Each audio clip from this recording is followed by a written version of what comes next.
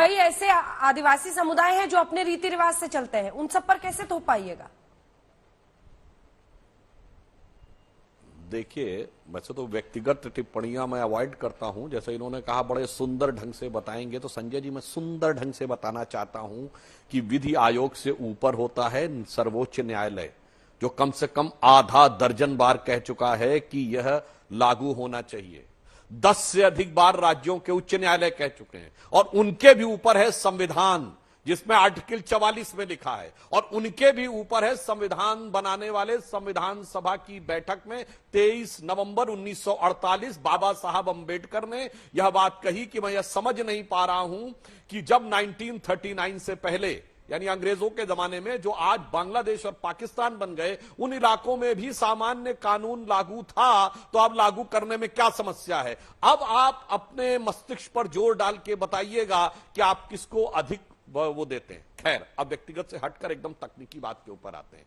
भाई, विधि आयोग ने सबसे सलाह मांगी है। अब आप कह रहे हैं इनसे पूछा कि नहीं, तो आप डिफाइन करके बता दीजिए कि जैन समाज के कौन प्रतिनिधि, आप डिफाइन करिए, बताइए बौद्ध समाज के कौन कौन प्रतिनिधि है।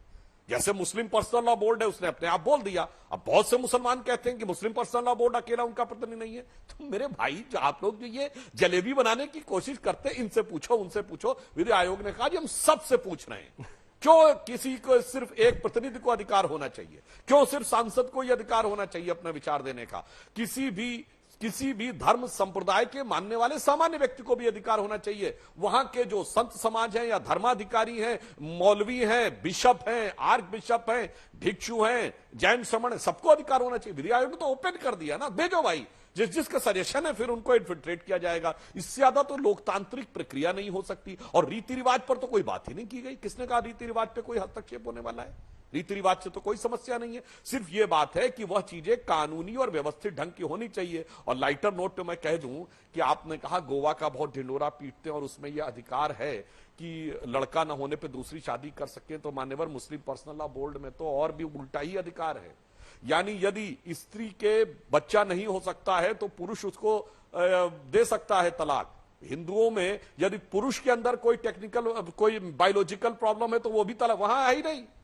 और अगर आप ये कहेंगे कि 4-4 बीबी वाले कानून का समर्थन कर रहे हैं, 4-4 बेलन लेके दौड़ाए जाएंगे। भाई, आप लोग ये समझ नहीं पा रहे हैं आप लोग। इसीलिए मैं आपसे कहना चाह रहा हूं, क्यों उस जमाने की उस चीज को आप रोकना चाह रहे हैं? और अंजना जी, मैं एक बार पुनः रिपीट कर दूं, ये बात मैंने पहले भी कही है।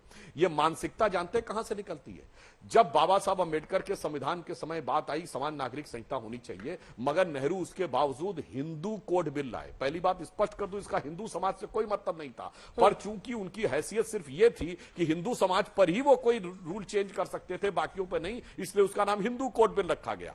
और इस बात का खुलासा खुद नेहरू जी ने अपने एक इंटरव्यू में किया, जो 1956 में एक हंगेरियन पत्रकार था टिमोर मोंडे, उसको उन्होंने इंटरव्यू दिया, बहुत लंबा इंटरव्यू दिया, जो उसने अपनी किताब Nehru's views regarding India and world, उसमें बहुत साफ साफ उसने लिखा कि कॉमन सिविल कोड के बारे में नेहरू ने कहा कि देखिए हमने परिवर्तन कर दिया, अब हिंदू समाज में कोई दूसरी शादी नहीं कर सकता, वो अपराध हो गया। उन्होंने कहा कि हमने विरासत में मिलने वाले धन के बारे में भी स्पष्ट कर दिया, जमीन जायदाद के बारे में भी। तो वो पूछता कि मुस्लिम समाज के लिए क्यों नहीं किया? तो ये नेहरू के वर्ड हैं उस इंटरव्यू में, we can not dare to touch it about मुस्लिम।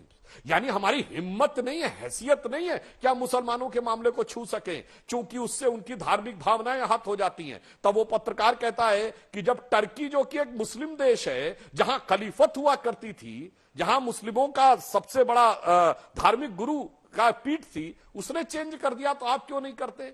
तो वो कहते नहीं, वो मुस्लिम देश है इसलिए कर सकता है। अब हम आप मुसलमानों को ये नहीं लगने देना चाहते कि ये हिंदू बाहुल्य है, इसलिए उनकी धार्मिक भावना में हस्तक्षेप किया जा रहा है। और अंजना जी, ये वो 1956 का दौर था, जब तक न मदरसे की डिमांड थी, न मुस्लिम पर्सनल लॉ बोर्ड की डिमांड थी, को न वक्फ बोर्ड की डिमांड थी। और ये वो दौर था जब तमाम बड़े बड़े मुस्लिम कलाकार हिंदू नामों से आने में भी शर्म का अनुभव नहीं करते थे फिल्मों में। दिलीप कुमार, अजीत, मीना कुमारी, मधुबाला। मगर वो नेहरू जी के दिमाग में जो डेयर, यानी कट्टरपंथी समुदायों के माध्यम से ही राजनीति करो, चाहे देश समाज का कुछ हो, वही आज ये सेकुलरिज्म के अलंबरदार, नेहरू जी की परंपरा और गोत्र के झंडा बरदार, वही लोग आज ये करने के लिए कोशिश कर रहे हैं।